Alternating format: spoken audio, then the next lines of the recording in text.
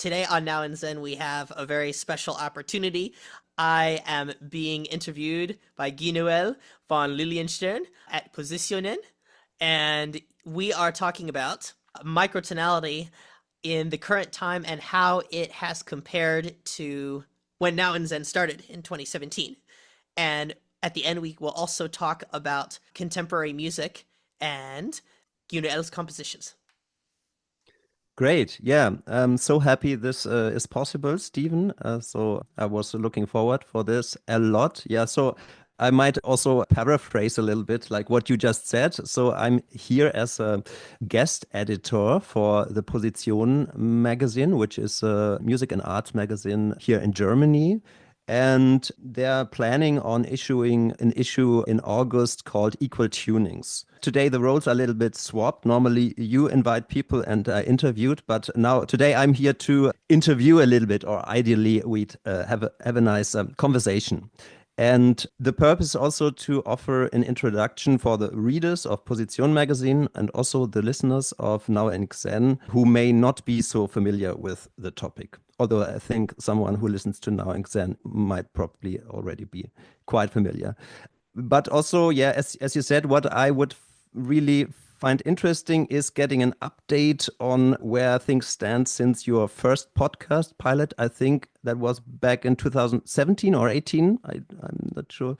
A lot has happened in this field since then. And yeah, forgive me, of course, with my Denglish, if that's a bit clumsy, but at times, but that's just how it is. No worries. Much better than my German.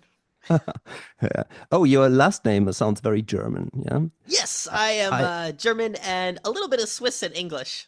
I have family called Weigel from Freiburg, and yeah, maybe, Oh, cool. yeah, who knows? Yeah, I'd like to start with a short explanation of how I first became aware of the xenharmonic scene of musicians, to provide a little context and to show why I find all of this so interesting. And Stephen, you jump in anytime with remarks or questions. So yeah, I'm Berlin-based composer. I work in the field of instrumental and electronic music. Yeah, when I was a kid, my father, who was not a professional musician, told me he had met a man from Turkey who played flutes that had more pitches in an octave than, I don't know, that had 18 pitches or something. Actually, I tried to reconstruct now what kind of flute that could have been, but I really couldn't get a clue. It was not a ney or anything. But just this information stuck with me, so I was aware, yeah, music that doesn't have to be separated in 12 pitches, could be any number of pitches. Yeah, when I was studying composition and music history, I got to learn about Ives, you know, the quarter tone piano pieces, about Vyshnegradsky, and also the spectralism, I feel, was a little bit more fresh at that time. You know, everybody was talking about Grisey, Murail, and so on, and also Chelsea as the father, in a way, of that scene. Yeah, I remember like in an analysis class, we talked about Nono's A Carlo Scalpa, which is a piece in 16th tones. And I think like up to today, one of the most radical microtonal writings for orchestra. I mean, I think that should be 96 EDO. Hey, actually a question. Do you say EDO or TET or It comes up a lot because people are online and so they don't say things out loud as much. I say, now some people say Edo, like EDO? they say the do part at the end. I say EDO just because it's an acronym, or at least Yeah, that's how I started saying it. And then I don't say TET though, I say TET, which is kind of that. inconsistent. So I hear people say TET, I say EDO, but then people also say Edo. Okay, you say EDO. Okay, so I'd adapt to you. Yeah, I just wanted to give a little bit of context, you know, about my relation to microtonality. I went to study in Holland with a great composer called Clarence Barlow. Have you heard about him? Yes, I have. Yeah, he was also teaching later on in Santa Barbara in California. Um, and he very early on had a theory on microtonal relations which included the concept of indigestibility of harmony, which was really a very fun concept, but also very true, like to describe the degree of harmonicity not only based on size, but also on divisibility. And yeah, so I also got to know that concept. Also, another composer that was the husband of my first composition teacher, called Klaus Huber, was like a important teaching figure in Germany. He in the 80s started to write string quartets in third tones, yeah, like 18 Edo. Yeah. And I found that really interesting. Yeah, and also here in Berlin we have figures like Marc Sabat, who's a composer very devoted to tuning theory. So yeah, I always found microtonality fascinating, but yeah, it also seemed like a field that required an even higher level of effort to realize in practice. I mean, to decide how to organize your pitches for a normal atonal composition is already taking quite some effort. And then if you would even work with microtones, it seemed to me you'd have to find proper notation, understand the resulting harmonies, have a lot of questions for the instrumental execution, scordatura, the abilities of the players, and so on. So in a way, it seemed to make an already complex thing even more complicated. Yes. And the one thing I did not associate with microtonality was spontaneity and fun. Right. Um, which changed when I stumbled upon Gleam by Servish and also music by Fast Fast on YouTube. I think initially it was probably because that those videos were visually very appealing. But then I realized, there's EDM in microtonal tunings, which was not so surprising, but then also, synthwave in microtonal tunings. I hadn't heard that before. And so I was really a little bit intrigued. And then I also found transcriptions of Gleam. Maybe they were made by you, Stephen. I don't know. That one was not me. That one was not you, yeah. But I saw that there was this kind of analytical discussion of pieces going on YouTube, which surprised me. And that was also the first time I encountered those idio suffixes. And initially, I didn't immediately understand what they refer to. And I learned there existed a xenharmonic wiki, and reading this wiki shed some light on the matter. And yeah, I understood then. Just to finish this little journey, so I realized there were quite some people and very different genres that worked with this with equal tunings now, but I still didn't know that there was this connection and exchange going on between them. Yeah. And that wasn't before Bastian from Positionen magazine, whom I had shown some music, I found particularly interesting. That's how he got the idea to make this equal tunings issue, where he asked me to be the guest editor. And then I was doing a little more investigation, and I realized there was your website and a Discord channel and the podcast, and you had spoken or even collaborated with many of the musicians that I had only discovered one by one. Yeah. Mm. Yeah, so that I really only realized some months ago. Yeah, okay, that should be enough for me from my side as a little introduction. Let's start with some questions. Stephen, Yes. yes. Could you start by talking a bit about your own path as a composer and your personal discovery of microtonality and equal tunings? Of course. Well, I still consider myself a composer, but I haven't been doing that as much lately. But sometime soon, there's going to be a pivot back into creating more compositions. I think maybe there's like 7 or so great albums in me that have been yet to be created, I hope. There's sort of been a fundamental shift in my attitude as a composer brought on by environment, goals, and personal realizations in maybe the last 6 or so years. Because as time has gone on, it's become more appealing to me to create everything myself if the focus is squarely on the novel sound aspect and also the exploring equal tunings aspect.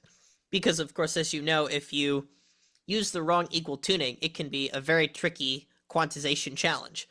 So a lot of that, like something like 16 tone equal temperament or 19 tone equal temperament or 24 or maybe even 22 is not as much of a challenge to people, but something like 37 would be something that I wouldn't want to ask someone to do unless I was very sure that they were interested and dedicated and wanted to complete the task. So one of the most fulfilling experiences I had was creating the Smiley album, as you call it. It Yeah. goes by many other names, such as Top Secret or the Emoji album. The title is just a list of emojis, and the first one is headphone. This is a little sacrilegious, but I actually don't know the order of them. Like I don't have it memorized. Like I Yeah. probably should memorize it so I can tell people it's called headphone ear jumpstart sign. I So don't know. I'm not sure right now, or did I make up this the Smiley name, or I think you called it emoticon or something. I don't know. I think yeah, Smiley is a great I think it's great, and I think we should keep calling it by different names because it already has like four names, and we're not even trying. So how many names could we come up with? I yeah, think that fun. it would be in character, because you know the album. As many names and as much confusion as we can get. Yeah, yeah, I really like the humor in it and around it and the conceptual confusion. I enjoy that very much. Yeah. When you say like you carry this seven albums inside of you, those albums you would probably realize in form of electronic music or Some of them. I think there's been I've also come back to acoustic instruments in a really meaningful way, and so when I play like my covers on YouTube, with the exception of the piano, I'm actually trying to do relatively minimal electronics, but I also like working with electronics as a medium. It's just that, if you play with acoustic instruments, you automatically get something human sounding without even trying. Whereas in electronics, it can be a lot of manual labor as you adjust the velocity curves or whatever you need to do to make it sound realistic. That sort of latter sphere of composition is what the Emoji album is about. I think what happened was the Smiley album and COVID were really important because when COVID happened, I started thinking about making videos myself. And we were talking about Gleam earlier. I made a cover of Gleam using iMovie, and the audio is mixed terribly, but it was really exciting for me to make, and it got a bunch of attention. And I was like, oh, maybe I should do this with a lot of other songs. So I yeah. just started doing it with more and more microtonal songs. I like to do it with microtonal songs because figuring out a microtonal chord progression is really satisfying. But it's also fun to take songs that are normally in 12 and retune them to microtonal tuning. So that it sort of jump started that process. In addition to the idea that if I make everything myself, it will be faster, even though collaborating with other people is really great as well. I'd say that after the Smiley album, I decided that I just wanted to make albums because they create entire worlds, attract Yeah. attentive listeners, and help organize thematically coherent material. And in college, I wrote a lot of pieces and I would consider most of them good, but those works also came from an era where I cared about competing in calls for scores. And that's something I've generally abandoned, which I realize might put me in commission purgatory. There isn't as much unity between earlier ideas other than my own personal requirements for writing Yeah. compositions. I have this list that I've made about 20 or so characteristics of compositions that I feel like my music should have.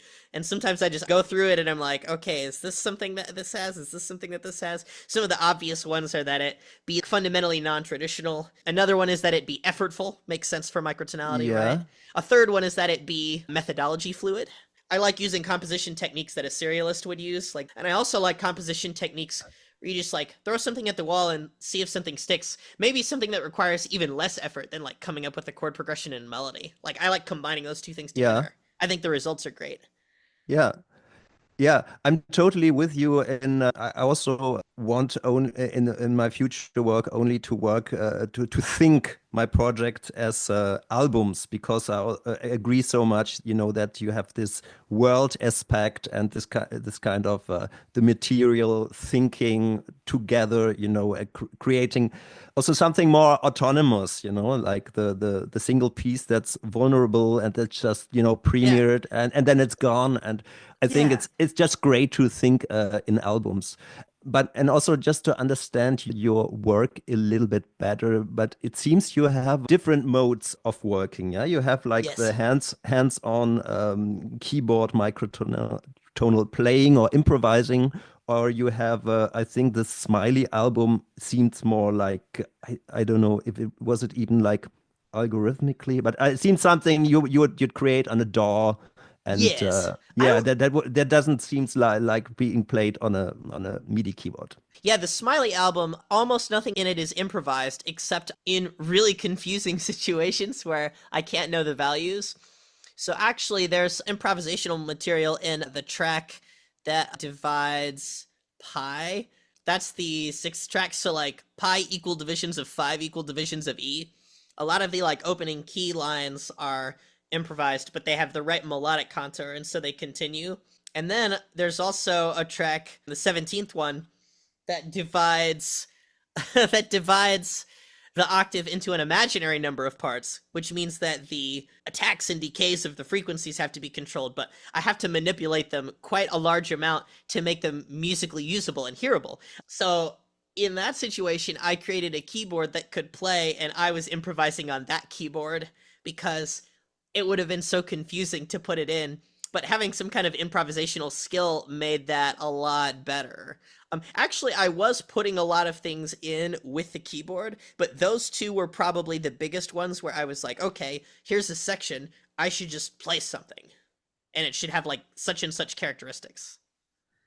Yeah, I wanted to talk about the Smiley album, as I prefer now to call it. Yes, very good. A bit more later on. I feel we have to proceed a little bit. Looking it up in the internet, I cannot really understand how this kind of scene, if I might call it like this, originated. So, can you explain how this growing interest in xenharmonics and equal tunings that I feel was emerging in the mid 2010s, how that came about, and was there a particular trigger or something that expired maybe also like Savage to write to work with EDOs?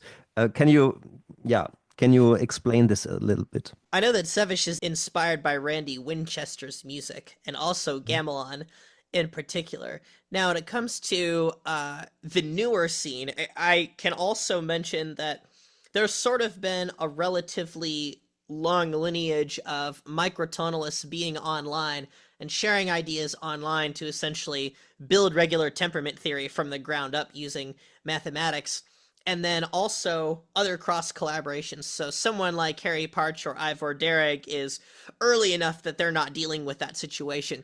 But then in the prototypical days of the early internet, more of a Gen X thing, there was a Mills College tuning list and then the Yahoo tuning lists where people would communicate a lot like they were doing on Facebook maybe like 10 or 15 years ago. So I think what happens is the xenharmonics space is notoriously online, as you know, and so the place where there's the most activity just kind of changes routinely because it used to be that. And then those things were archived, and Facebook was the big one for a while. And when I came onto the scene, I didn't realize there were other people talking about it. And then Aaron Hunt invited me to the Facebook group, and I met Paul Erlich and many other people. So Facebook was active with it when I started. And then as time has gone on, Discord has become the place where people are super active talking about it. I think sometimes Discord's format makes it so that it's not as easy to find things. I don't find Discord as easy to use as Facebook, but man, is it active. You can just go to Discord and people are talking all the time. But on Facebook, it might be like someone posts something and then people comment on it, and then the next day, something else might happen. So Hmm. a lot of it, I think, has to do with the structure. I don't have a big, satisfying event based explanation for why there's been such a boom, but I think Yeah. I could generally attribute it to music education on YouTube and the fact that as time has gone on, YouTube has become a place where people go to get music education. And music theory people not only mention microtonality more as an aside, but there's also so much potential that there's a lot to be done. So there's also people that are excited about that. myself included. I guess when Jacob Collier used microtonality in his early arrangements, it got music theory YouTube talking, which generated quite a stir. Everyone had to include him in the thumbnail, the unexpected holdout being Rick Beato, who promoted Dolores Catherino instead. Yeah, I think online microtonal players that you could use on your browser, I don't know if you've heard of Scale Workshop or Lima or Mhm. ZenPaper, but these are all browsers that happened in around 2020. And I think that was a sign for me that we were entering this age of, oh, anyone can type in microtones on their browser and play them. And I think that might have been an event that you could mark as a shift into this new era. Just because before then you couldn't, Google microtones and play them, but now it's like Google Metronome or any other tool you could use for music where you can just find them. Yeah, but it makes perfect sense what you explained to me, and it's very helpful to get a little bit more of an image.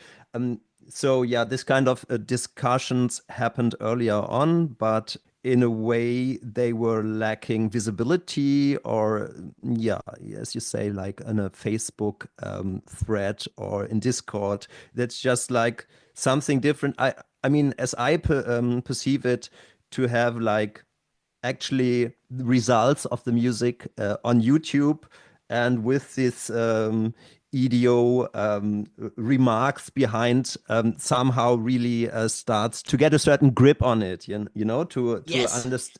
to understand it. I think probably things reached a certain critical mass, but I have the feeling that it happened earlier than 2020.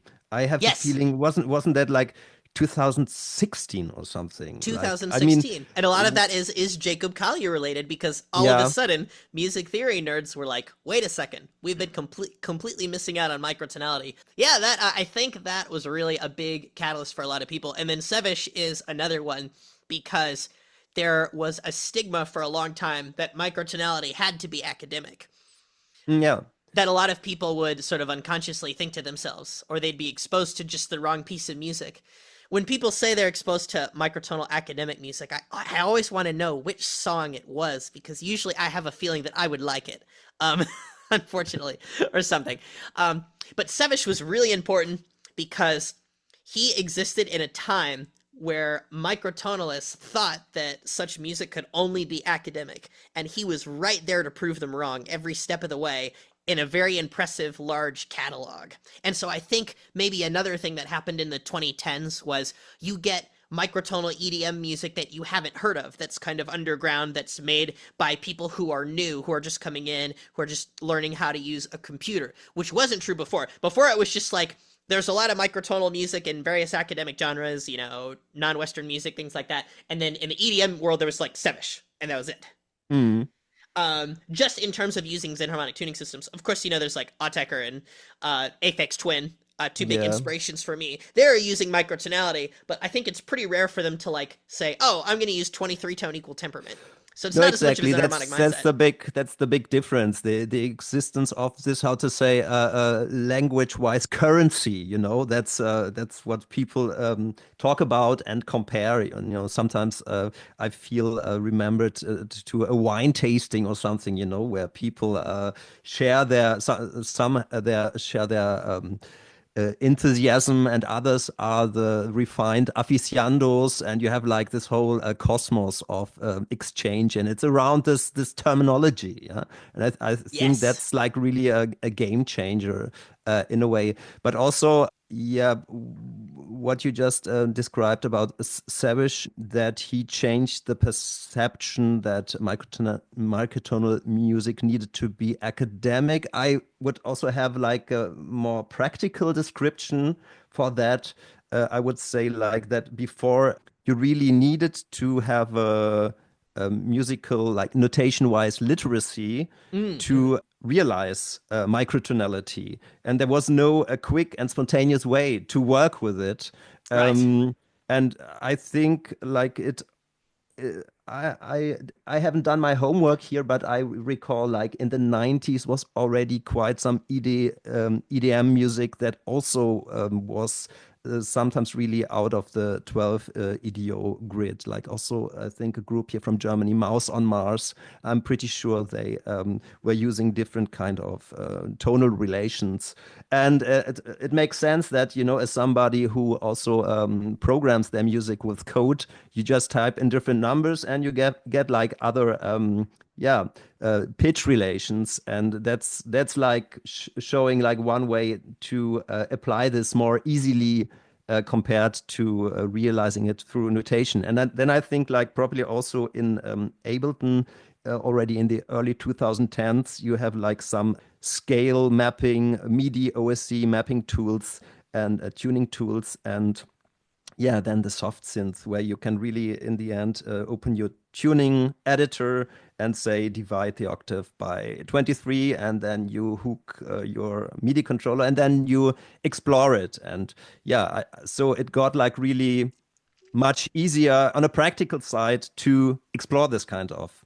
systems. When I Yeah. first started and I was writing Tenacious Chorale in college, one of the first microtonal pieces I ever wrote, I was not entirely aware of the concept of tuning files.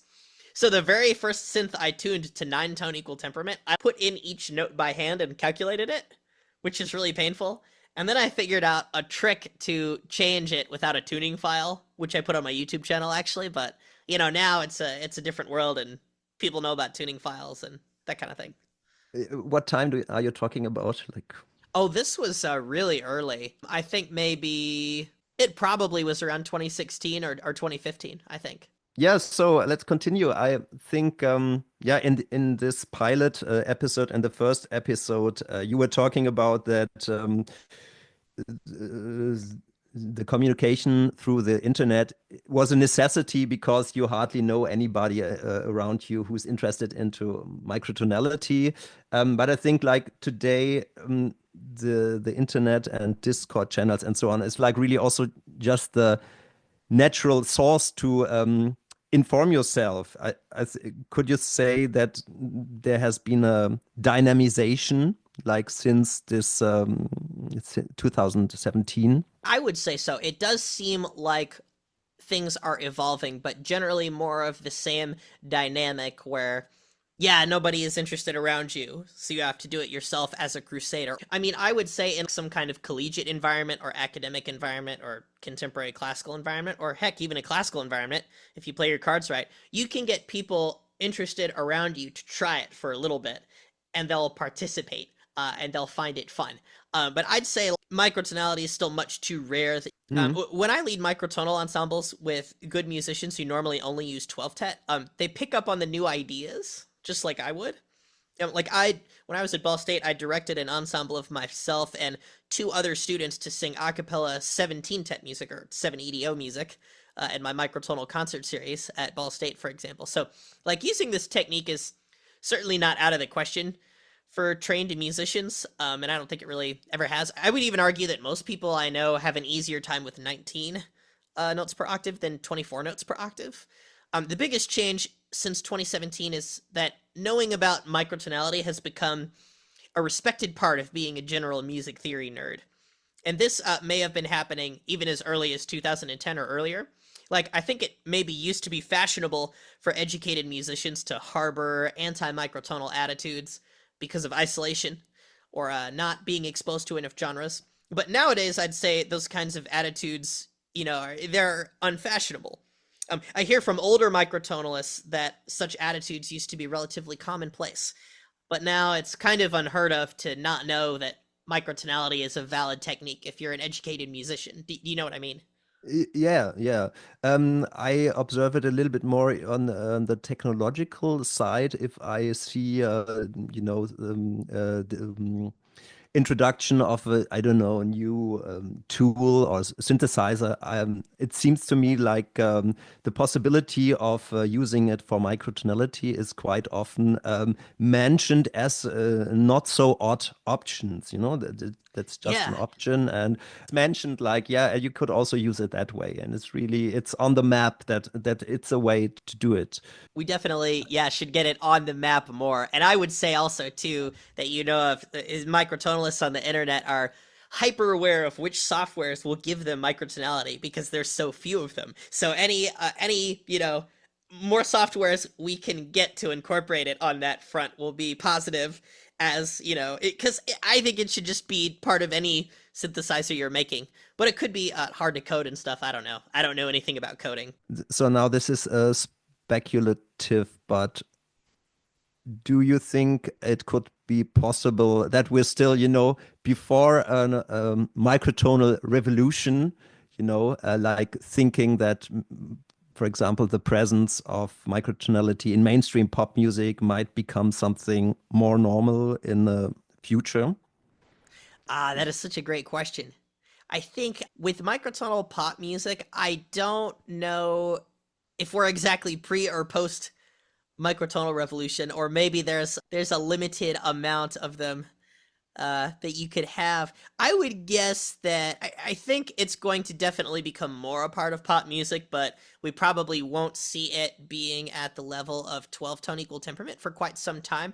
This is very silly, but I feel like what's going to happen is that lots of people won't acknowledge something in music theory unless a famous person does it.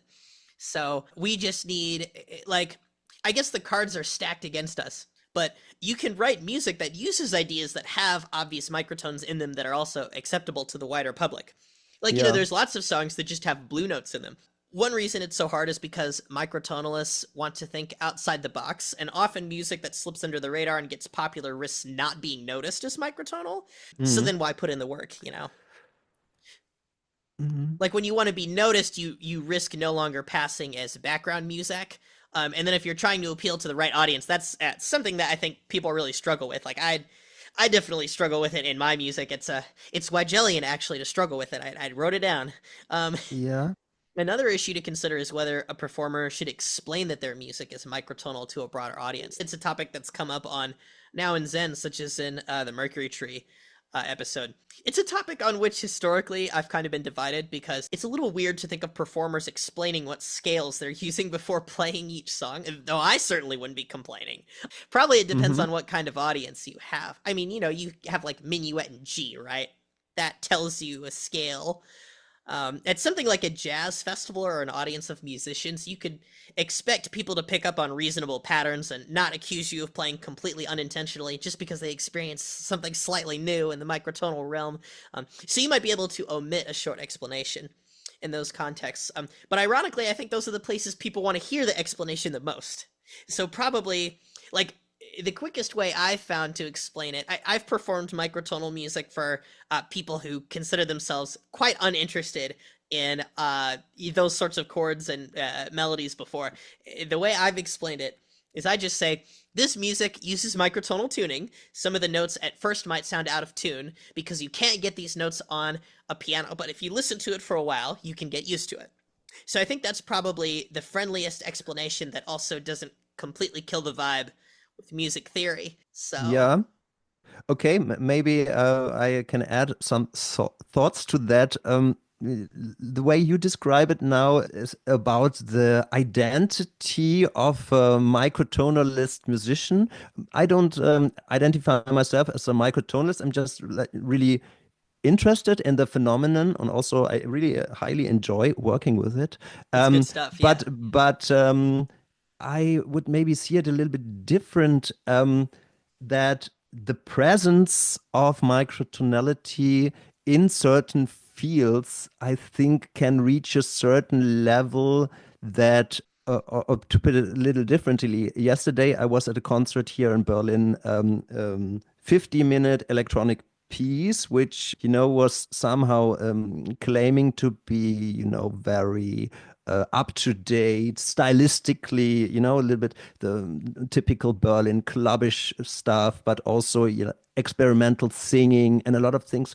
But it didn't have any microtonality in it, and Right. that felt so strange for me.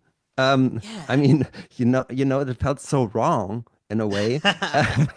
And I haven't listened to so much of it, but once you realize there's this option it somehow feels strange if this kind of parameter is not developed. And I can really imagine that this what I experience will be become evident for more people, and that then maybe not, for generic radio music, but Right. in EDM or other fields that lean already towards experimentalism, that it gets like much more normal that they become microtonal.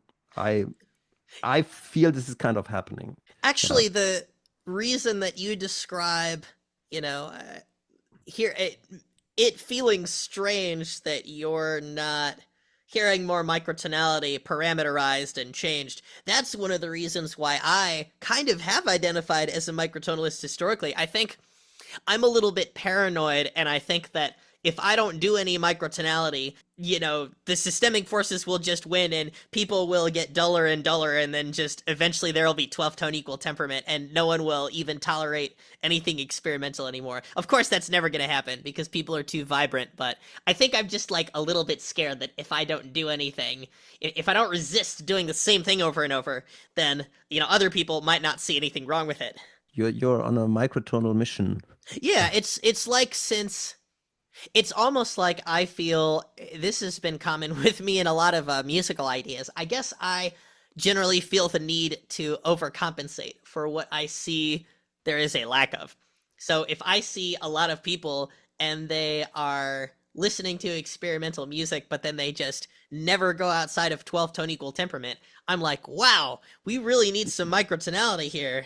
Yeah. So I would be good at identifying things that they're not thinking about and then trying to bring those to the forefront. Yeah, and I can proceed on that a little bit. Also, yeah, like 10 years ago, I went to a Sun O concert for the first time. You know, that doom metal, Yes. sound orgy. I was really very impressed with them. But then I went, like, a second time, a third time, and then I thought, like, yeah, but the fundamental pitches, it's always, dun, dun, dun, dun, dun, circling and coming back to the fundamental pitch. Okay, oh, then a surprising tritonus or something, and on a sound scale, it's so refined and such a high art, and on the pitch level, it's so basic that Right. I thought, yeah, one had have to do, yeah, doom music, but with microtonal surprises, which was actually also the motivation for me to compose this piece in 16 EDO. Um, yeah, there are also other examples where I think it's interesting that the question is interesting, which parameter, and I subsume parameter to be a lot of things, stay familiar and which are altered. That's why I found, for example, the songs by Fast Fast so interesting, because it offered Yeah. me like a really professionally sounding, starting point where I thought, oh, this is synthwave, yeah. Yeah. And then from and you feel like in this world of synthwave for 20 seconds, and then you suddenly have these progressions and you say, like, I don't understand where I'm going, and then you realize it's microtonal. um but if you would have a piece where you understand from second one it's microtonal, then okay, it's a system I don't understand, and it's great, and you don't have that surprise. And in, Yes. in the in Right. the question how to relate the familiar and the unfamiliar, um, I think that's where the goal is to, also in the future, to produce surprising new musical things. Yes, I would wholeheartedly agree. And you're saying a lot of the things that I have felt throughout a lot of my life, and I'm identifying with them.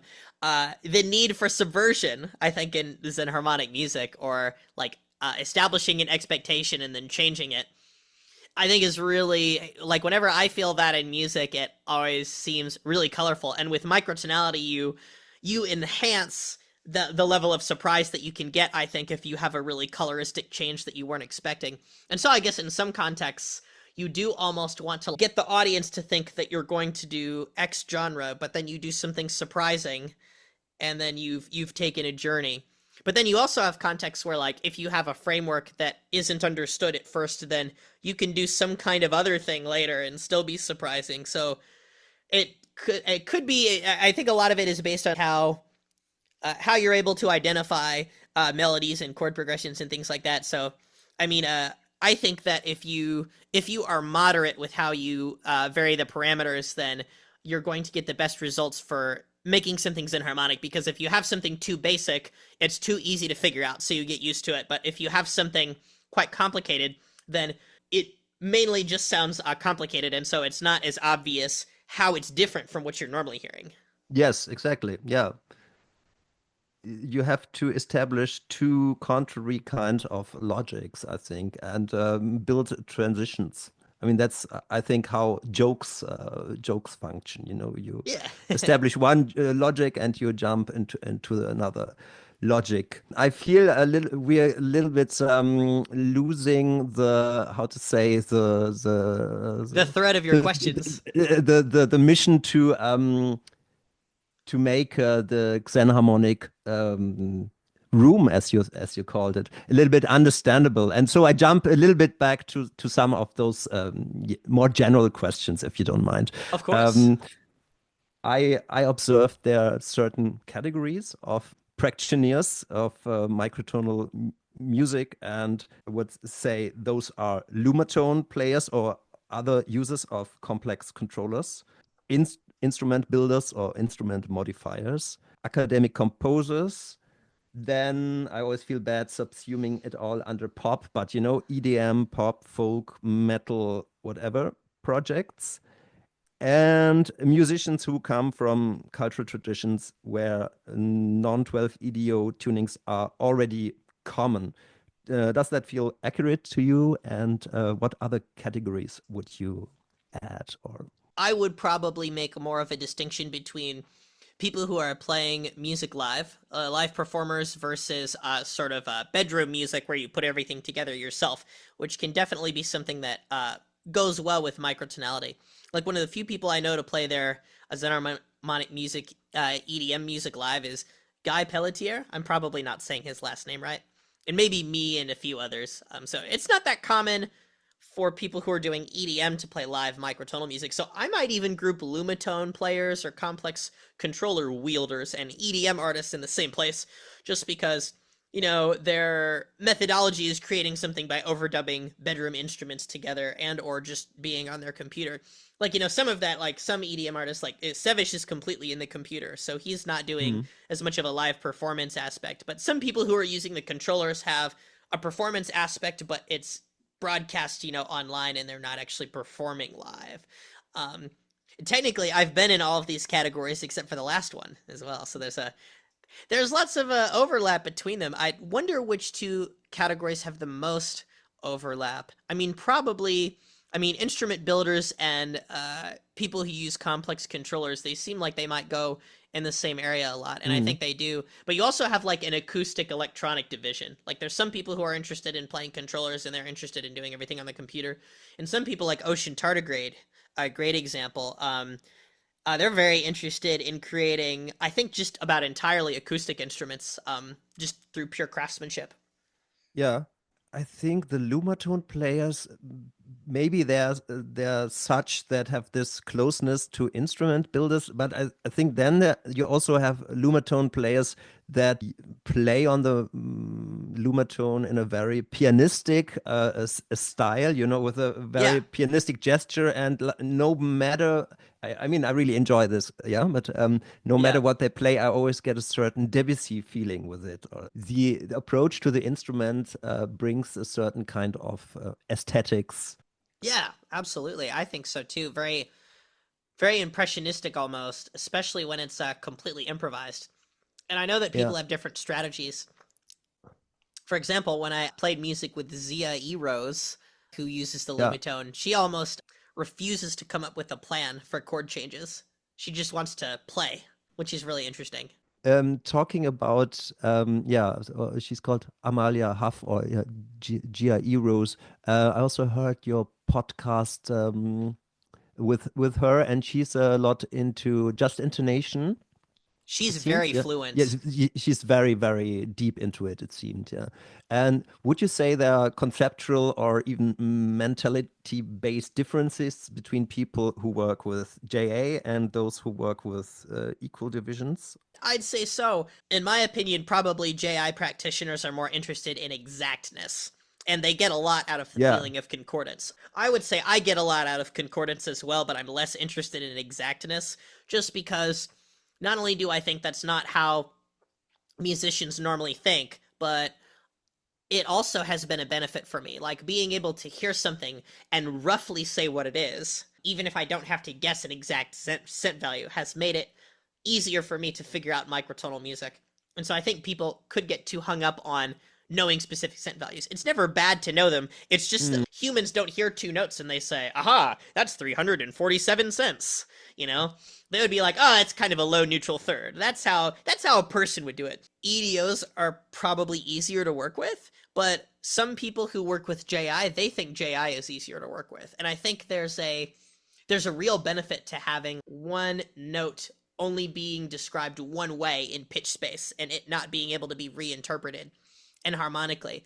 It could even be that JI people also want to reject ideas like transposability or other Western constructs that make EDOs dominate. But I think the enharmonic equivalence you get from equal temperaments is really essential and helpful for spelling, like in notation. And I also Mm-hmm. like to be able to think of a note in various different ways. Of course, you can do that in JI, but on paper, if you're using JI notation, you might get situations where you have two pitches and it looks like it's going upwards, but then you hear the pitch go downwards just because of mathematically what happens. Mm. Yeah, with subtones or yeah. So my impression was maybe that people in JA they have a certain desire of optimization, you know, or Yes. somehow there's this claim in the room. The intervals are not quite right. We you have to make them more beautiful and more natural, and that's why they come already, you know, with the goal of preconception. And people in equal divisions are more like, you know, have this adventurous approach that they say, okay, what is I don't know, 16 EDO like? Let's just jump into it, and you know, like I did, and I realized, oh, but my fifth is really small. Oh, but the seventh chord together with this third is really interesting, and I have this dissonances that sound but so much better than in the 12 EDO. You know, like it's Yeah, more yeah. like exploring a system without preconception. I thought like maybe that's also like two different approaches to microtonality. Yeah, for sure. And I think there's been quite a lot of dialogue that happens when microtonalists try out equal temperaments that aren't good at approximating JI and get great musical results out of it. Because of course you can do that with scales that don't approximate JI and it's been done in non-Western music all the time. Now, if you get pedantic enough, you could say that most things approximate JI if you go up to the 19 limit. And of course there's various mathematical ways to discuss that, but I think maybe I lose, with the exception of otonal chords, I lose the sense of locking in around 17 limit if you're just using like random intervals that don't all stack up in an otonal chord. So it doesn't mean as much to me. But you know, apples and oranges, whatever people like to do. One really interesting journey in that area is how Deja Yerger, who used to be in the Mercury Tree, explored lower equal temperaments and without knowing, picked scales that were subgroup JI approximations. So I think that reaffirmed their interest in just the validity of JI. And you know, it's weird. I think most people who practice equal temperaments recognize that JI, like the sounds you get from it, are something that you can hear based on the frequency ratios, of course. Like I don't think that's even up for debate. It's just that the equal temperament people generally they want things to be more of a mess or more adventurous, as you might have put it. That's what I Hmm. want. Yeah, I also don't mind, you know, like some kind of interesting frictions or unexpected consonances of many pitches. You're mentioning things like a Mercury tree. Is Can you elaborate Oh what that is? yes, the Mercury Tree. I interviewed them a while ago, and they are a Is band. that a podcast or what? The Oh, the Tree? Mercury Tree is a Actually, sorry, microtonal group that performs they are based out of Portland, or have been, I see. and they were playing prog like metal music for a while, and Mm. then started experimenting with quarter tones, and then around, I want to say, I don't know if it was actually 2016. I think it was a little later, maybe 2019. I'm not good at years, but they released their first all Xen harmonic album, Spider Milk, which uses 17 Yeah. notes per octave, and then recently they also released Self Similar, also in 17 notes per octave, and occasionally 34 and 68, which I had the pleasure of transcribing into sheet music notation. I see. But so then there were also a band that has a certain name, and that's also in a way like transporting the idea of microtonality maybe to people who don't really know it. Like I think Yes, like it worked with King Gizzard and the Lizard Wizard or something that I think like rose the yes, awareness for quite yes. some people. Yeah. Back to your earlier question about microtonal pop music, I basically think that you know, the idea of even getting famous for music is so crazy in the first place, because a lot of it sounds like lots of other equally good music. So I think there's a lot of luck involved. So probably people who are already famous just need to make microtonal music more, which will cause people who are hearing it to be like, hey, I didn't know I could do this. So when King Gizzard and the Lizard Wizard, for example, did the microtonal album, something crazy happened. You know how Adam Neely and Jacob Collier were the two microtonal Mm. YouTube names for a really Mm. solid amount of time? Well, Adam Neely stopped making videos about microtones, and so people stopped saying his name, but they brought in King Gizzard's name. So now people who know a Yeah. little bit about online culture will say King Gizzard and Jacob Collier instead of Adam Neely and Jacob Collier, because King Gizzard made that microtonal banana album, and they've been doing some more stuff with it. Yeah, we just need more celebrities to make like one-off songs that use xenharmonic chord progressions. Wouldn't be Yeah. that hard. It wouldn't be that hard, no. And that's also clinging in what I said earlier, that, if a certain presence of microtonality is reached, then suddenly it becomes strange if it's not used. Yeah, but of course that would require like a much higher quantity. But yeah, maybe we can just, it has been talked about a lot, I think, also in your podcast, but, for the sake of the Positionen Of course. interview, there's a certain I had a teacher in the 0 years who said, yeah, microtonality is already happening in pop music, yeah. And I was like really skeptical, but I mean it's true that by then certain detuned single pitches in a scale, and that was used in yeah, some people did that also in hip hop. And of course, we had Boards of Canada in the late 90s. Um, but I think it's like even true for King Gizzard and the Lizard Wizard that this is basically 12 EDO with pitches that are detuned a little bit, or two or three pitches that are detuned a little bit. And So that's it's not. about So it's not Zen, so it's not another system, yeah. It's right? like an aberration from the familiar system and giving it a bit, I don't know, orientalistic. I have to be careful here, but a certain flavor, yeah. Yeah, sometimes I think like in the King Gizzard sounds a little bit Makamish, makes a certain Makamish color, and I wanted to mention this difference in applying microtonality. I think also Dua Lipa has also some, microtonal or quarter tone pitches in her music. Yes, I Yeah. put that in my video actually. The approach that you're talking about, where you have detuned pitches, but it's mostly 12 tone equal temperament, I would pretty much call that not Zen harmonic. Mhm. So if it's Zen harmonic, there is a significant structural difference between what you're hearing in 12 tone equal temperament. And I write about this in several of my questions here. But I would say a really big factor is how untranslatable it is. Like if you can't translate it into 12 tone equal temperament, then I would say it's usually pretty relatively Zen harmonic compared to 12 tone equal temperament. Yeah, I made a video on that. Non-Xen harmonic usages of microtonality in popular music. Yeah, and I went through just American Woman actually is from there, and I also did the Dua Lipa song where she like went from one note chromatically to the next and divided it up in a way that doesn't work on the 12 tone equal tempered piano.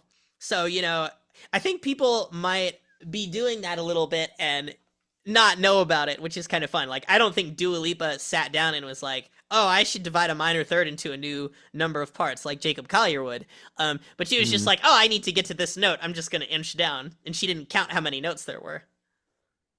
Ah, yeah. Do you really believe that?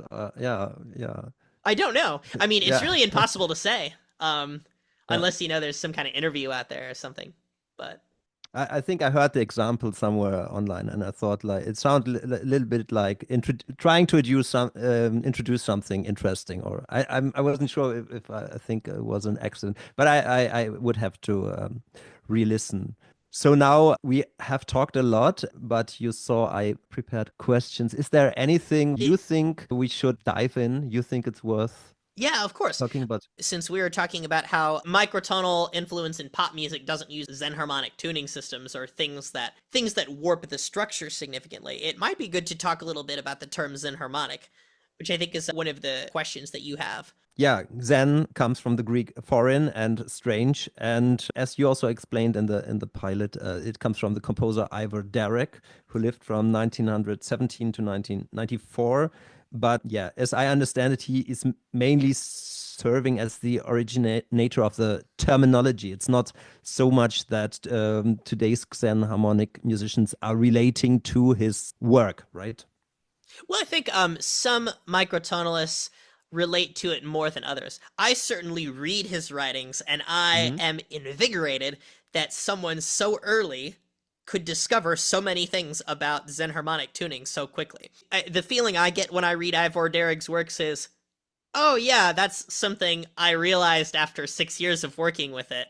And here he is in like 1930 whatever or 1950 whatever, just Hmm. casually figuring out stuff. Like he makes estimates that I think other people don't dare to make that I also like to make. For example, he said colors in music and possibilities in music have roughly quadrupled because of Xen harmonic tuning. The figure I like to use is more like 10%. If you thought of all the emotions you could get from musical qualities, and all of that kind of thing, I'd say 12 tone equal temperament gives you about 10% of the emotions that you could feel, and the other 90% lies in other Xen harmonic spaces in various ways, and it's so rich and full. I have a slightly different figure, but we're kind of thinking about the same things.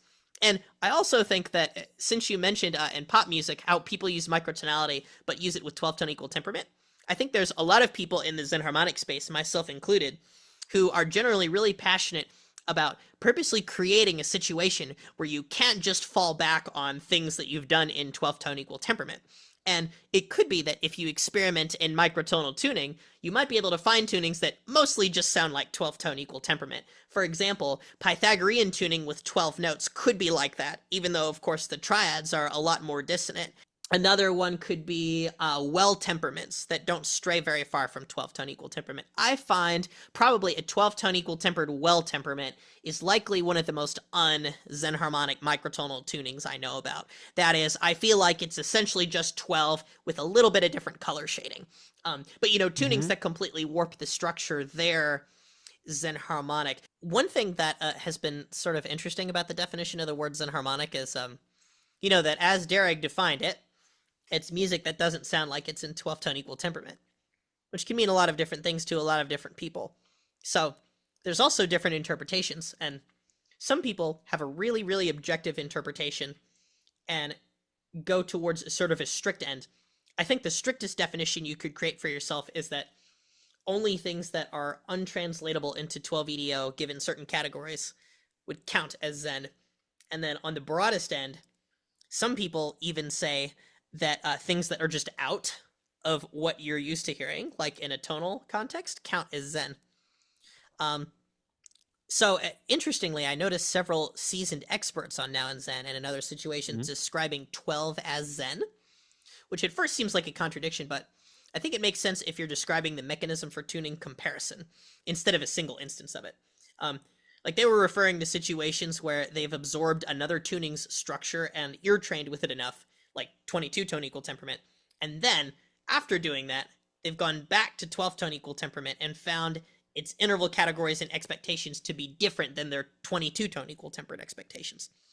So I think that situation can work to some extent. Like you can un-12 yourself, but to me, 12 tone equal temperament is quite ingrained, and I think it will likely never sound truly non-normative to me unless I put in an unreasonable amount of effort to immerse myself in a completely different tuning system, totally isolated from 12. So a lot of this would depend on your flexibility, skill at ear training, and ability to familiarize yourself with the new tuning. Like if I'm working in a familiar non-12 tuning, the Xen impact can be lessened considerably, because I've come familiar with it, and so the colors aren't as surprising to me. If there are enough notes per octave, I think there's a likely way to engineer surprise in just about any tuning. But personally, I think it's much easier to have a non-12 tet tuning lose its Xen to me through becoming familiar than to make 12 sound Xen, if that makes sense. Like, I think the closest thing we have to being able to experiment with this kind of dynamic are Sevish's songs that he translated into 12 tone equal temperament for comparison purposes. It's like if you saw he has Gleam and Droplet are two of his songs, right? And so he has like a version of Gleam that's in 12 tet and Droplet that's in 12 tet after the fact. So you can hear in those songs that there's a loss of translation where the 12 tone equal categories now sound off of the intended initial music. So that's a Xen feeling, even though 12 is being framed as the xenharmonic tuning instead of the standard tuning.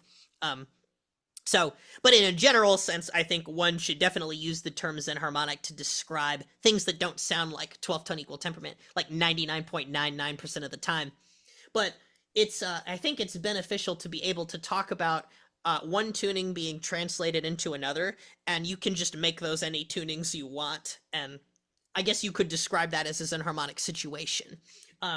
If you wouldn't describe it as a xenharmonic situation, there's some other word that means almost the same thing that you could use. But I guess the word xenharmonic is also doing a lot of work. So yeah, I just think the best litmus test for how Xen two things are relative to one another is to ask, can the xenharmonic tuning be translated into the standard tuning? That's interesting me very much. In a way, it's unsatisfying for me to talk on an atomistic way about this kind of interval. And I really don't know if there's so much theory. What I know is like really old, but from Hindemith, he talked about I think the harmonic gradient, I would say. Ah, yeah. Like from one. In the end really interesting is the question like the harmonicity of one chord compared to the other Yes. plus the voicing. Yeah? That's where we really talk about musical relations, and I find it quite often also in other fields that people talk about about this atomistic relations, but we don't really get a sense of musical meaning in a structural way. So I think that would be, is a highly interesting topic. I've read The Craft of Musical Composition, and now I think you discussing Hindemith, it makes sense to me when I hear your compositions. It just fascinates me that he tried to find an explanation of horizontal harmony in atonality. And I think it was very honorable how he tried this. And I don't know any more recent people who, but I'm sure there are, but that's just like what's left. And I want to just very quickly freestyle on your xenharmonic X course. Yeah, I think, isn't it like on the one hand, if you stick to the word, the foreignness, the aberration, then probably from 12 EDO, or isn't it also on the other side, maybe a not sufficient necessity, but we're talking about systems, right? I mean, Yes. Xen harmonic is very closely related to systems. And as an example, if you have something where somebody is adding random pitches with the pitch wheel and Yeah, records yeah. it, and you immediately your brain understands it's not a system. Right. And Yes, I exactly. think that for me is like one of the fundaments or what very self-evident for me that, yeah. Um, Yes. I think that's yeah, your ear really knows that. I've become interested in situations on purpose because of this where people are just moving around a pitch wheel, but it somehow ends up sounding a little bit systemic. I saw an avant-garde improvisation at a festival recently that did that, where there were three musicians all using pitch wheels, and they were stopping on certain notes, but it was really weird. It definitely wasn't in 12th tet. Yeah, there's lots of people that don't know anything about Derek and use the term xenharmonic because they want things that don't sound like 12 tone equal temperament. But I think that's the core idea is not doing something that conforms to standard tuning that's been forced on you. that's like a certain characteristic of this generation. Like one name that immediately comes also to mind is Harry Parch. And Yes. in your pilot, you said like people have to realize that in the USA there are many small Harry Parches. And looking at the biography of those people, I see a few patterns. Some were academically trained, some very much self-trained, and some also went through a life phase that could be called a hobo phase of life. And I was wondering a little bit, is this early xenharmonic generation in some way the beat generation of experimental music? That's fair, relatively. I mean, probably most microtonalists are open to looking at different value systems for music, and so it lines up really well because a lot of these instrument builders, yeah, they might have some of that phase, or they might not be. They might be contrarian towards a lot of the values in society. Probably Harry Partch might have been one of the biggest contrarians of all because everything he wrote was so against the grain of Western music education, but at the same time it was so valuable. He's very archetypal of most of these kinds of individuals. I also think of other people. Ivor Derrig is one. Another person I think of is Craig Grady. Mhm. Another one, Chris Forster. There are all different kinds of goals, but rejecting mainstream culture is a big unifying thread. And though some microtonalists have a stated desire to affect the mainstream, I think, but I think it's because we see missing out on the huge potential microtonal tunings offer as a misunderstanding that hopefully can be fixed. I don't know if that's really true of everyone, but that's certainly somewhat how I see it. Harry Parch definitely opened a lot of people's eyes because he was like, well, I've been really inspired by this Chinese music, and it doesn't use 12 tone equal temperament. And so that could have been the start for a lot of people to realize, oh, I guess those music systems use microtonal tuning because it's not 12 tone equal temperament. So, a lot of people didn't know that. A lot of people still don't know that, but Hmm. it's hard to pretend that microtonality is an ivory tower activity if it's been used in traditional music for centuries and centuries. Even Western music, of course, before the piano in the era of the harpsichord. Do you think this non-normative, anarchistic approach does it play a role in this sociotope of xenharmonism today, or would you say it's more, like a friendly exchange between devoted people? The devotion is a very big quality of the Zen harmonic space. You don't get very many people in the Zen harmonic space who don't have some kind of message or who don't have some kind of interesting beliefs about music. So I think a lot of the people in the Zen harmonic space recognize that and are naturally understanding towards people who have different views. But there definitely are a lot of clashes between ideas that are different, and sometimes it can be hard to reconcile. The way that I feel about it is like a lot of times philosophically, I might put my differences aside because probably more microtonal music is better to have in the world. So, you know, Hmm. I try and encourage it, even if the person doesn't believe the same things about society that I do. It doesn't matter too much to me. Maybe it's the characteristic of your podcast, but it doesn't seem to be like a too exclusive club. Like socially speaking, I observe a certain fluid dynamic in this xenharmonic world. I think and the reason for that, and you can say like what you think about this thought of mine.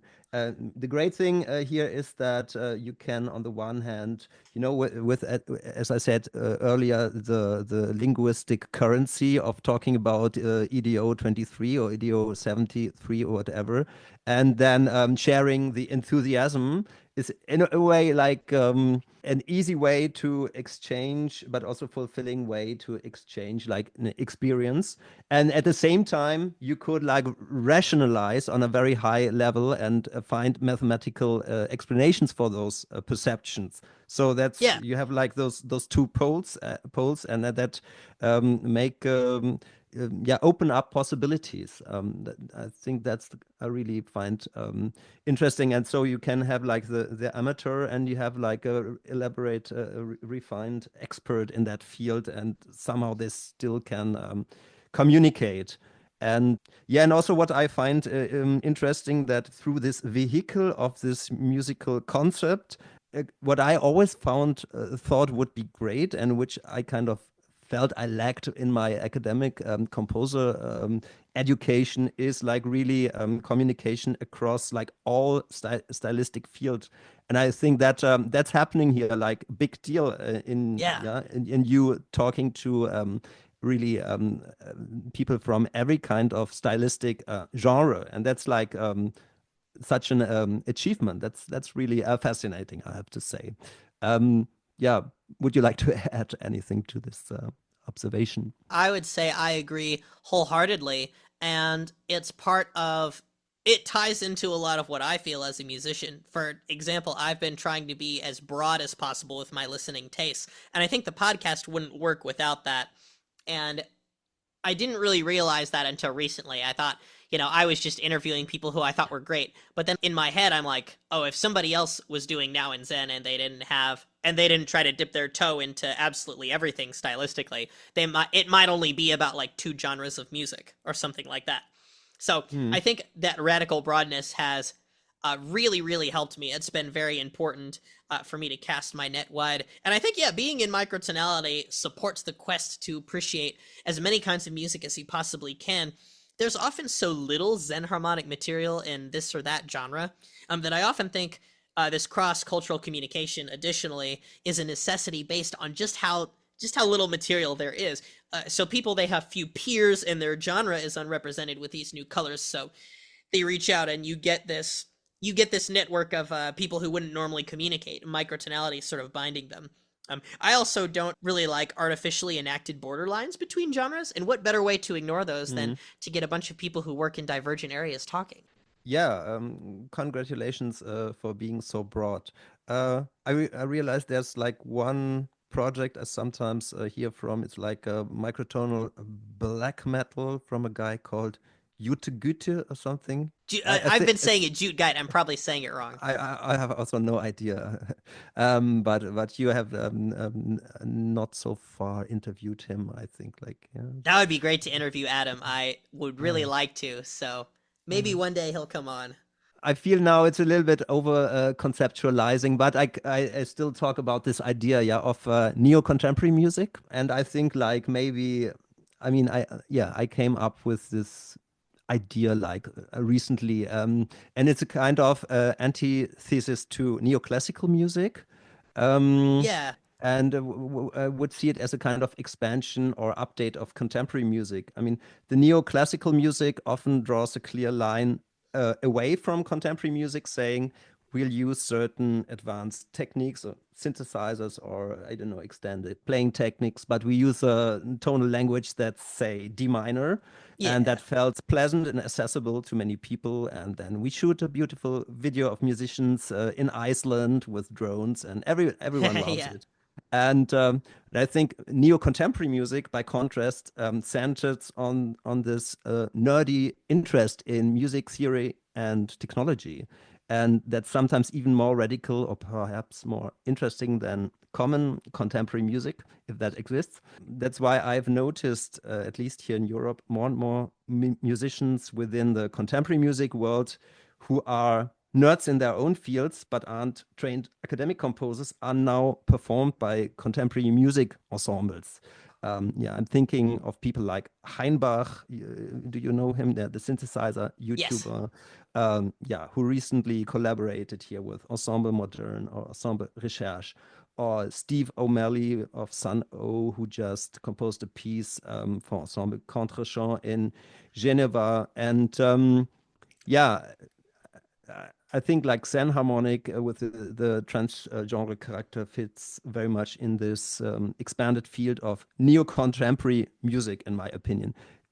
Yeah, what do you Yeah. think about this thought game, this thought experiment? Probably the way you've been using the term neo-contemporary, I've just been using the word contemporary, but perhaps that neo indicates that the music is focused on being current while also ensuring certain attributes like pitch centricity. I guess I would be, yeah, really interested in the difference between it and contemporary classical. It probably would be the most applicable in situations where there are stylistic collisions of people who would normally not be working in the same field working together. I think neo-contemporary encapsulates that dynamic more than contemporary classical, which more just implies that you could do anything, but probably with, standard Western instruments and maybe some other things thrown in. And To reply to what you just said, I think then would also be the necessity to define contemporary music a little more. And yeah, yeah. I would say like why I also apart, from the personal from the musicians, the difference in the education of the musicians. I would also say that in contemporary music today, you have, I think, a strong sense of mediation and conceptualist approaches. And I think this, nerdist neo-contemporary music is very much, it's in a way back to the roots, interest in the musical material or technology without being technocratic, but being, I think, like very playful, as I also tried to state in the beginning, and what was also the reason for my sympathy for xenharmonic music.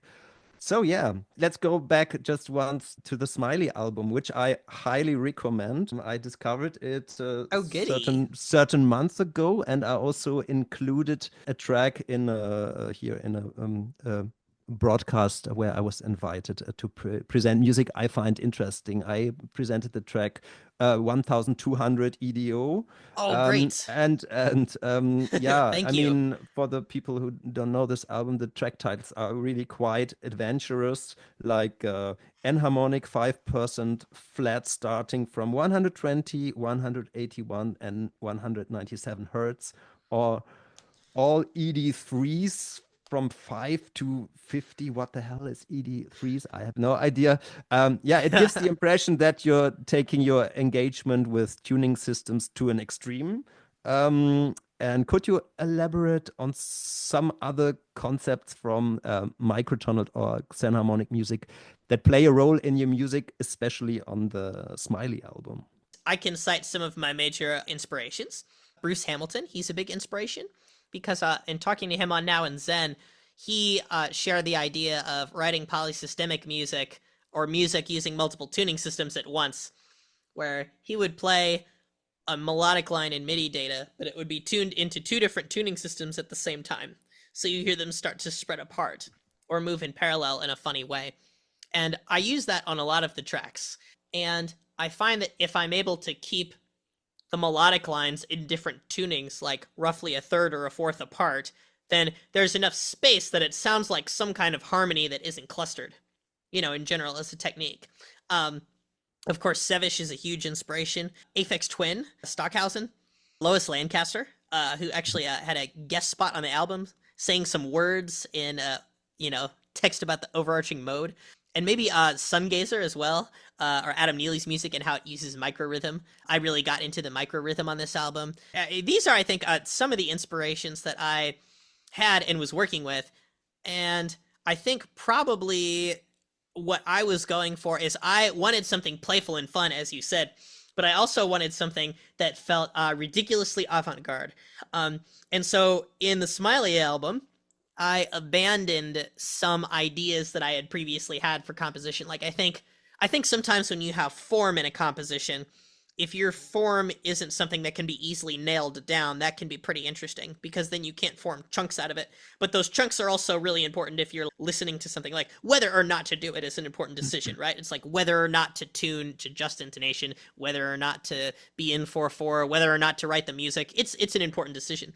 So I reversed the decision that I normally went with. And on the Emoji album, I knew that everything was going to be so strange that I should make the form like relatively cookie cutter for me. So like a lot of them might have like an A, B, B, A, C, B, Hmm. A kind of form, but with extra. So I think that really glued it together and made it obvious that the weird stuff I was doing did make sense, even though it was just, Okay. insanely weird and off the wall. And there were also, I think, one reason Aphex Twin inspired me. He's way better at this than I am, of course, but I like the idea of like pulling together weird different softwares to make things work. So like for the one that divided an imaginary number, I had to use a lot of software and finally got things to work in Max MSP. So it was very software intense, I would say.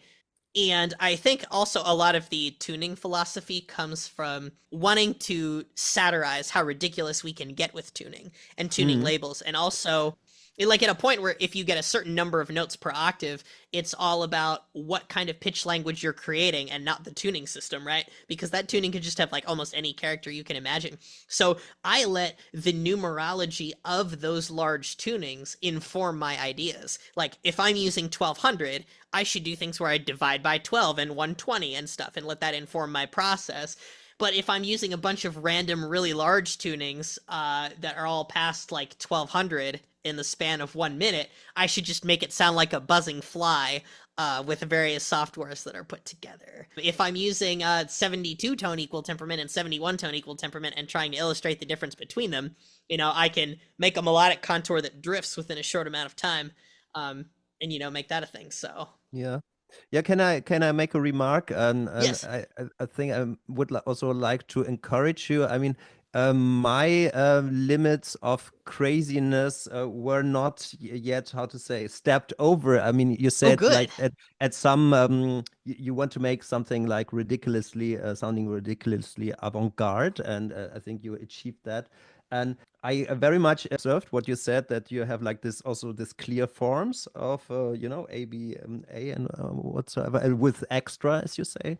Yeah, yeah. But I could, like, if you have this 7 albums in you, I could imagine it to be even more confusing, more detailed. I wouldn't. I just say I You wouldn't wouldn't mind that. complain, yeah. No, no, not on the contrary. I would like really appreciate.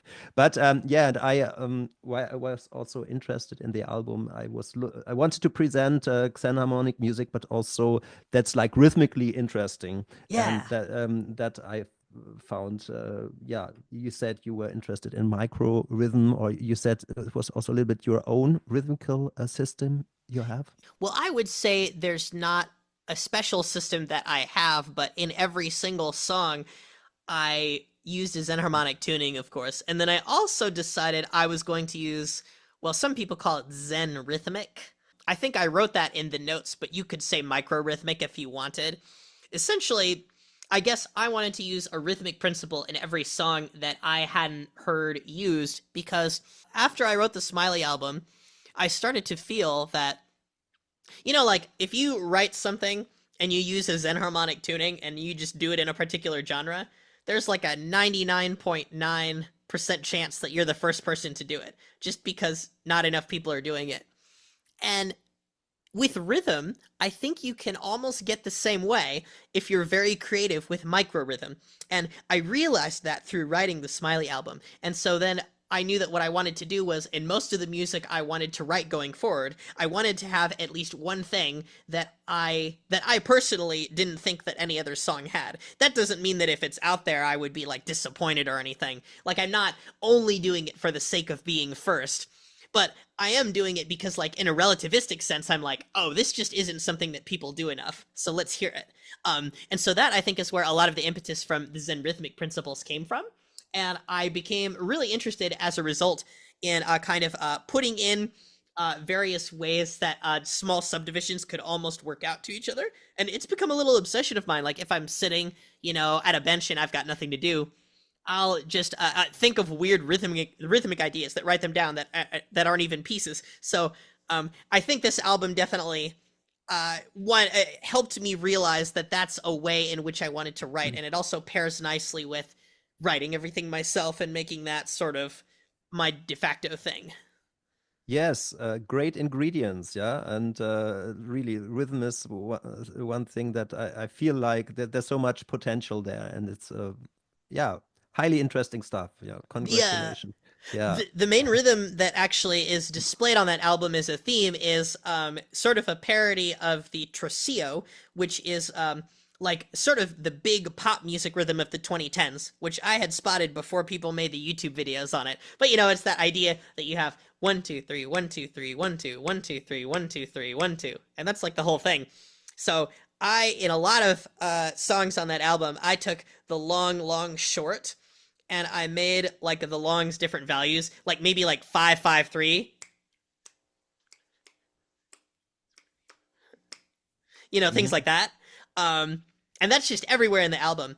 That's my main rhythmic theme. Is it's a parody of the Trocio and of Zen harmonic culture. In fact, the song in Zero EDO starts out with a bunch of percussion instruments all doing Trocios of different lengths at the same time, and you can use your ear and follow them, and it's a fun exercise. And then it turns into something else.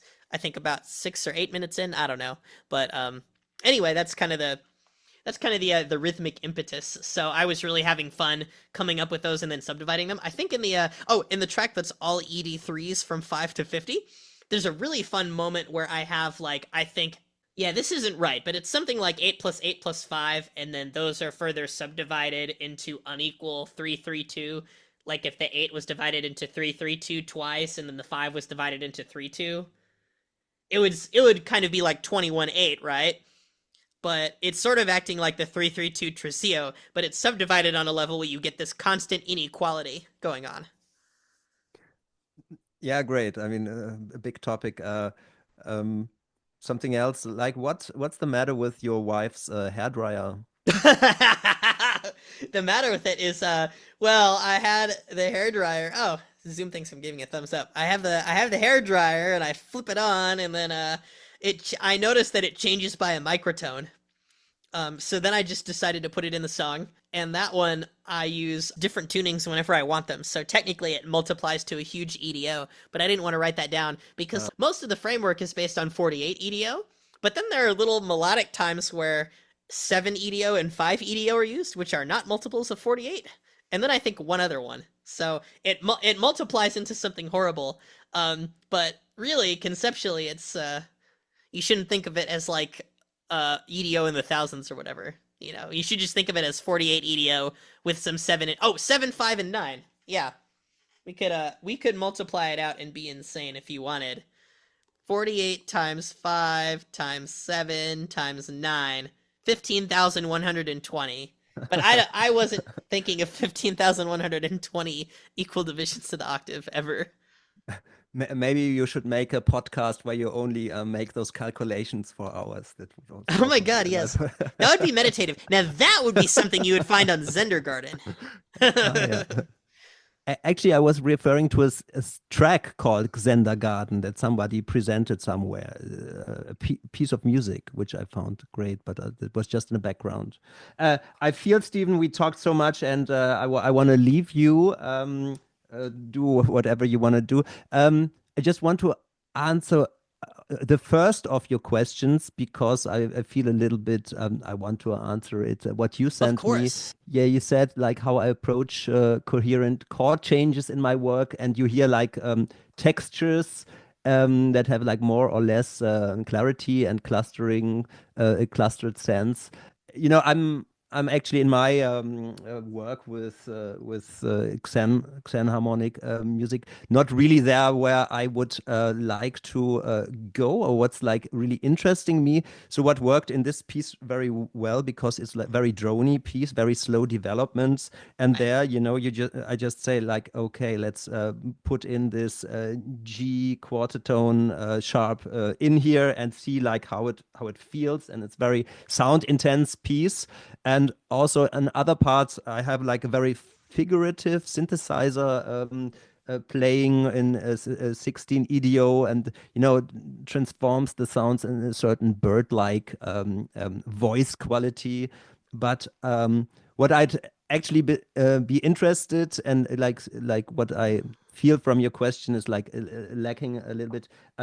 I'd actually be interested in changing the sense of symmetric or regular musical structures within the tuning system to estrange from an object that in the beginning you understand and then later you do not understand anymore. I mean, it could be Yeah. really, it could be like a sequence where in the beginning you get it very much, and then moving through the sound space, you suddenly you wonder where you're going, or what I find, for example, very interesting, if you're in 11 EDO and you play on a vertical level a melody in a small range, like within a small minor third or major third, something, Yes. you don't know, you don't sense that Yeah. you're in a different system, It's not and Zen harmonic. you play and it's not xenharmonic, and then you open up the ambitus, and then you say like, where the hell am I? And this kind of surprises that would be actually what I would experiment with more in the future.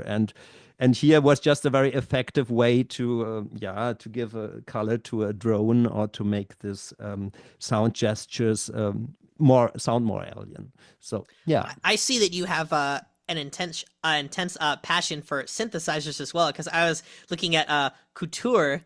I Hmm. don't know if that's how you pronounce that one, but I Hmm. was really blown away by your use of 80s synths, and then it also clicked with me that in the new piece, Terroir. Yeah, it's Terroir. funny. It's both French couture and terroir. Yeah. Ah, Mm.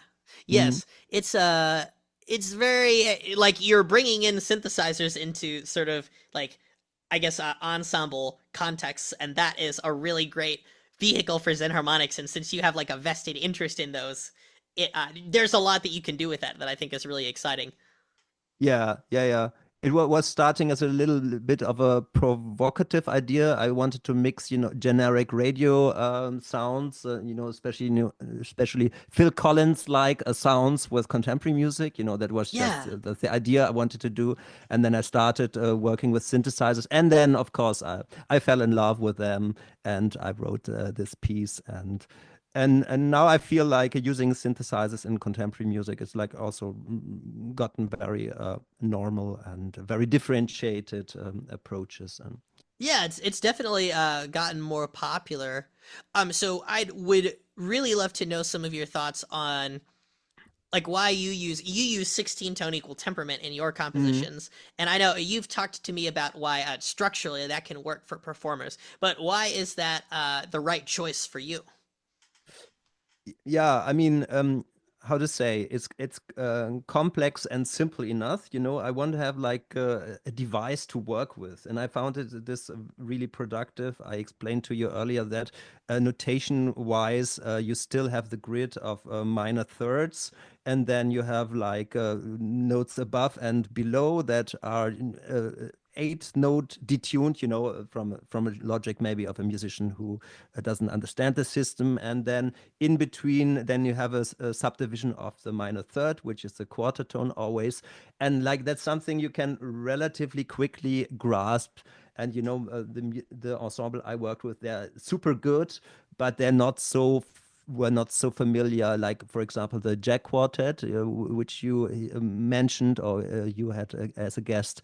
So I wanted to make something that's approachable and for me musically provide this kind of jump out of 12 EDO and like what I described earlier, construct this kind of surprises or this also here this meditative drone colors and felt like really appropriate apart from the fifths, the two small fifths, and yeah.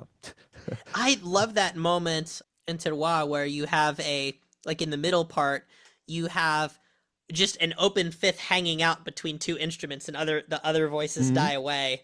I think that's great because you, like there's, I guess in lots of clustered microtonal chords, the fact that you hear a cluster means that the quality is harder to detect. And so you can sort of sense that it's a enharmonic quality, but certain things aren't as obvious. But then if you have this fifth here, it's like, oh, Mhm.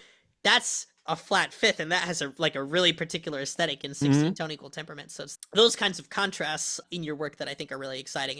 It goes back to the subversion of expectation that we were talking about earlier. Yeah, yeah, it's great to have that as a feedback that you value this moments of clarity. Yeah, yeah, Can I also ask if yeah. you've had any experience in 60 tone equal temperament? The reason I ask is because I am trying to figure out how to notate every microtonal tuning system. And the biggest question in my mind is whether for 10, 15, 20, and 30, you should notate by saying the 720 perfect fifth is CG, and then you keep going. Or if you should say they're all subsets of 60 tone equal temperament. Because I think the latter would be easier, but I almost never see 60 tone equal temperament in contemporary classical music the way I do 48, 36, 24, and 72. 60 just seems to get left out. So I think the perspective is actually mixed. And since Easley Blackwood used 15 tone equal temperament by saying 720 cents is CG, Yeah. there's more people reading 15 that way than as a subset of 60. I would be a little bit skeptical to explaining to somebody who's not familiar with the overall concept something as a subset of a higher number. I'm Mm-hmm. not 100% sure. You are also asking me if I use 16 EDO because it's a subset of I think 48 EDO. Ah, I don't know. I would stick to readability or applicability. do you find that are there strategies you use to coordinate spectacle and microtonal aesthetics? Because I saw that you do installations. I saw that one where you have Yeah, a drone that is flying around, yeah. making microtonal sound on its speakers, and I thought that was really interesting. Yeah, in a way, you see it right that I'm in a way really interested in the spectacle in a positive way. Yes. Yeah, to make like yeah, like this buzzword immersive experience. And for example, this piece, the La Terroir, was happen staged in a church and with lighting and fog and. We worked on the sound a lot so to make it like visceral, you know, intense Yeah. sound. And yeah, I can only say like microtonal aesthetics is contributing or supporting this in a very good way, but I wouldn't say like it's a way of staging microtonality, you know. It's just Right. Right. just one ingredient in It's it. just a uh, supporting element. Yeah, that makes sense. yeah, yeah, but for the reception of the audience, they like totally accept it, and you know, in this overall concept of the spectacle, it fits perfectly. No, Yes. I forgot one question. Okay, Go so ahead. I hope it's fine. The question was, apart from you, who are other important figures or you know centers in this my Xen harmonic room or in this scene? Like I know a composer here called Paul Hermansen, and he was part of the Microtonal University by Johnny Reinhardt. Do you Oh know? yes. Do you know I that, or can you name some more you know places of exchange? Oh, I know both of them very well. Glad to hear them get a mention. Paul and I have been talking about some ideas actually. And of course, Johnny Reinhardt has been doing his online university, which is great.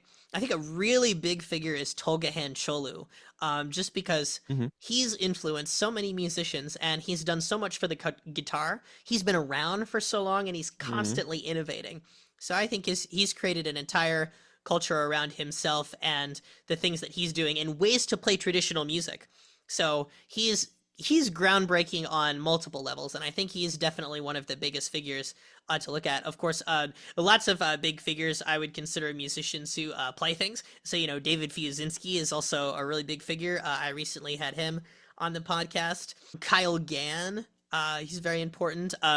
Lots of people that it's funny because lots of people who are big figures I've just had on the podcast. So I might just be naming stuff. When it comes to groups that are interested in Zen, there's two that come to mind that are really strong for me. One of them being Un12. So that's a group of composers who are sort of located in the United States who meet once a year, and they alternate between meeting at a cabin in the woods and at Western Washington University, where Dr. Bruce Hamilton teaches microtonal music and electronic music composition. So that is a very friendly environment, I think, for microtonal tuning, and the people there really want to perform that kind of stuff. Another one would be Parnu, um, which is based in the city of Parnu, Estonia, and that Hmm. is led by Hans and Gerhard Gunterloch. So they've been leading workshops and exploring the resources of 22-tone equal temperament specifically. I also think Finland. Apparently, there's Hmm. been lots of microtones going on in Helsinki. Hmm. Like a lot of their contemporary music has that kind of stuff in it. Juhani Nuorvala is a really important part of that scene. And then I think in EDM, you definitely have Sevish, and he's been going really, really strong for many years. On YouTube, I would also mention Levi McLean, who seems to have, I think, filled the role that I wish Adam Neely was filling more. But of course, he's playing live with his band, so he doesn't have time to talk about microtonality. But Levi is more overtly interested in 31 tone equal temperament on principle. But he's still explaining things the way that someone like Adam Neely might explain them, which is pretty exciting. And of course, anyone working with the Lumitone or with controllers is someone to keep an eye on. So Richie Green, for example, this is repeat material from a podcast episode, but Hmm. he's 3D printed keyboards like this that you can put Ah. into a mini controller, and it essentially costs about $100 to make one. So, Oh, um, great. Like, how's he called? Like, what's his name? The oh, Richie Green is his name. Richie I don't Green. actually know if he was my most recent episode or not.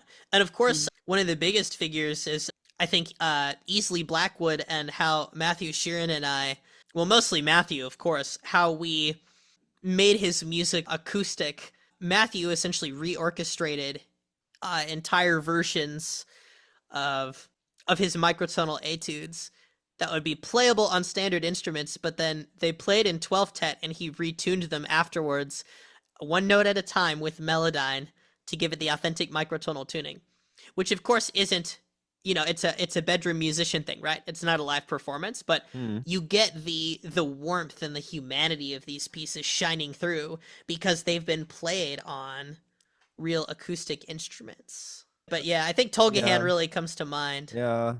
No, but what I meant was also, like formats like Discord channels or a podcast and yeah, Oh yeah, in terms of other this. podcasts, I mean, well, I think Adjective New Music has had some episodes on microtonality, Mm. and then I've also heard, I think I've heard episodes about that on lexical tones. I was listening to uh, a podcast episode about a composer who had used like a vocoding in a microtonal way with software, which sounded really interesting. I just keep thinking of a bunch of people. We could talk Yeah. forever. I think Yeah, I yeah, yeah. mentioned a lot of the. I think probably being active is an important attribute. So I think I mentioned a lot of the active ones. Would you say you're the epicenter of xenharmonic music and theory today? It's very flattering. I'm inclined to say no because who could be? But I am told that I am a unifying thread and that I know everybody. So maybe that's important. If things feel central, it could be because of my broadness. I become more and more passionate about it the more society punishes me. That quality, I think, is vital for Now and Zen. I can find something to appreciate in most kinds of music, even if I don't personally like it, like I can appreciate it. And microtonality can potentially enrich any of them. So it's exciting to think about the possibilities and conversations. I think when I first got into microtonality and people pretended like it was impossible, I remember never resonating with that or never identifying with it. It just seemed like it required a satisfying amount of work to appreciate, but it was possible. It was just rare for people to ask the right questions, in my mind. So many of those questions, they get asked on Now and Xen routinely. I view the media landscape as a place that can get filled with diverse ideas, and I want every worthy idea to be represented in part. So that got me thinking I should compose less and play other people's music more, since a lot of people are composers. Of course, I love composing, but I think I'd sort of want to balance it out a little bit consciously. And after around 2020, a great guideline for how I make things is just to ask, what do people pretend is impossible in microtonality? And then I just try to do that. Hmm. So this generally manifests as microtonal covers and original tuning and microtonal transcriptions using the most readable notation I'm aware of. Um, Probably no one thought a microtonal podcast was impossible, but it's always been a natural fit for me. It's kind of a perfect formula because microtonalists don't get to talk about their theory enough, but the theory is so enriching. So those three things are something I do on a massive scale that I don't think anyone else is really doing the same way. So there is the Zendergarten podcast, which is a much more experimental space, as we've discussed. If I do see xenharmonic covers that aren't done by me, there's a much higher chance that it's a 12-tone equal temperament standard translated into Xen tuning than the inverse. So I'm generally figuring out microtonal songs in their original tunings, which tends to be rarer. So I think Now and Xen inadvertently turned me into a curator, and also Hmm. covering and transcribing does that too. So luckily, I'm obsessed with microtonal music, and I think I can pretty much trust people to tell me if anything important has happened that I missed somehow. It may not make me the center, but it has given me a completely unique role. One more thing I want to say about that, which isn't in the question, but is in another question, Yeah. is that when it comes to the microtonal podcast, I was really honored that Sevish initially, it was his idea. He reached out to me and he was like, let's do this thing. And I was like, great idea. So I think without him, I wouldn't have started it because I didn't really know anything about like the podcast sphere or the podcast economy. I still don't even really listen to that many podcasts. Like I know that they're out there, but I didn't know that that would be a thing. So it was his idea, and he came to me and he set it up and everything.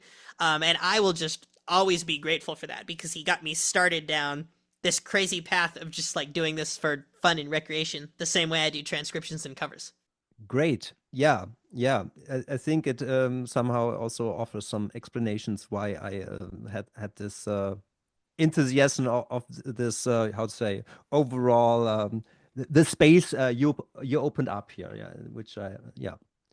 Which I find really great. Yeah, go ahead and also produce more music because Yes. specifically what you do, I find like specifically interesting. So I'd be very happy if you not only curate but you bring out the 7 albums. Yeah, so Yes, I'd love to bring those out. I'm looking forward to them. I've been writing several fragments of a cappella music that's very, very Zen harmonic, and I plan to use electronic manipulation to notate and do things with the voice that would normally be considered impossible. But I only plan to do those in some songs. I'm hoping it'll do for microtonal voice what Kyle Gann's Hyperchromatica did for microtonal piano. Awesome. Yes.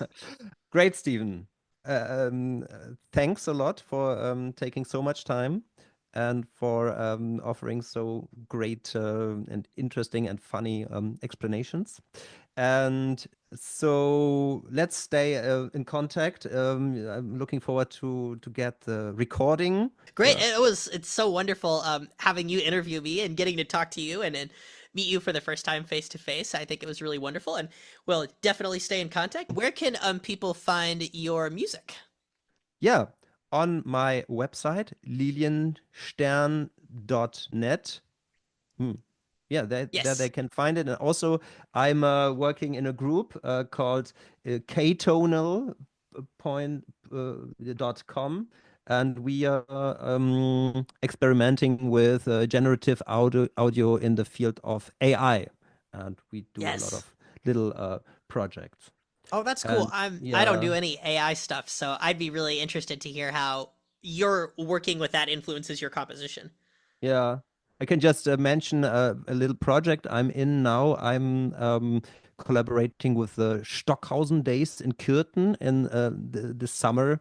And I was asked to make an AI version of the composition Spiral from the late 60s, which is one of the improvised music pieces. And so Oh my I'm goodness. incorporating also a synthesizer, a Linstrument there, if you know this kind of controller.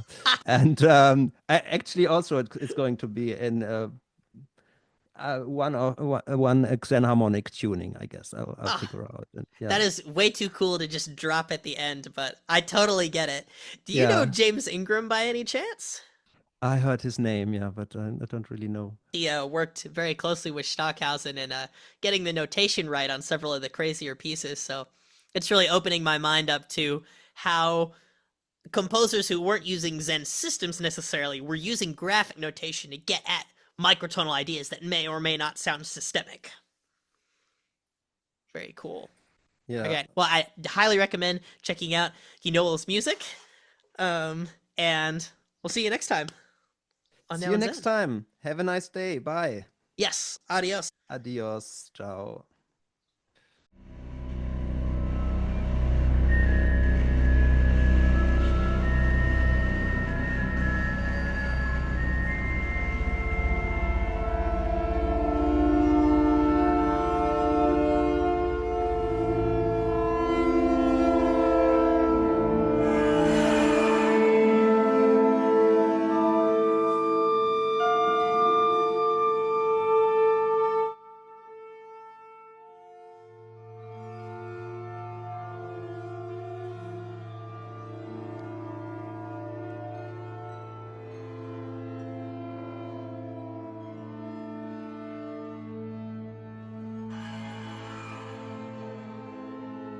You are listening to Terroir by Genoël von Lilienstern, and I wanted to include this little video segment at the end because here I have the Positionen magazine, number 144. It is their untwelving issue that we talked about. There's several great flyers in here, and there are sections where major figures are interviewed, such as myself, Catherine Lamb, Maddie Asherman, Tolga Hancholu, and I really like how they used this picture. Picture! There we go. So, parts of this interview that you just heard were featured in the magazine, potentially not in the exact same order because there's different editing going on. But I definitely recommend checking out this magazine. You can look at them online, and big thanks to Bastian as well for his help in the process. We have a few episodes coming up in October, 2 including Stephen Altoft, and a bonus episode about Maddie Ashman. So keep your eyes out for that. We, of course, have a Patreon account here at Now and Xen and appreciate your support if you are able to offer it. A special thanks to our xenharmonic patrons as well as our xenharmonic gods, June Dai Bates Kobashigawa, Naren Rattan, Matthew Sheeran, Hector McGuffin, Leland O. Weigel, Amy Coleman, Joe Weigel, and Tina Harmon Cartel. Catch you next time on Now and Xen.